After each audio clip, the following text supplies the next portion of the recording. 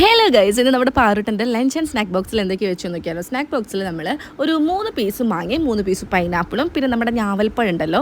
ഈ നാടൻ ഞാവലല്ല, നമ്മൾ പുറത്തൊക്കെ വിൽക്കാൻ വെച്ചിരിക്കുന്ന ഞാവൽ കണ്ടിട്ടില്ലേ, ഒരു ഇച്ചിരി വലിയ സൈസിൽ മുന്തിരിങ്ങ പോലത്തെ കറിയില്ലാത്ത ഞാവൽപ്പഴമാണ് കേട്ടോ. ഇത് ഇച്ചിരി കാറപ്പൊക്കെയാണ്, പക്ഷേ പാറിന് ഇത് ഭയങ്കര ഇഷ്ടമാണ്. ഇത് 3 ആയിട്ടാണ് നമ്മൾ സ്നാക്ക് ബോക്സിൽ വെച്ച് കൊടുത്തിട്ടുള്ളത്. ലഞ്ച് ബോക്സിൽ ചോറിടുമ്പോഴത്തേനും പാറ് നമ്മുടെ അടുത്ത് എത്തിയിട്ടുണ്ടായിരിക്കും. പിന്നെ അവൾ പറയുന്നിടത്താണ് കാര്യങ്ങളുള്ളത്.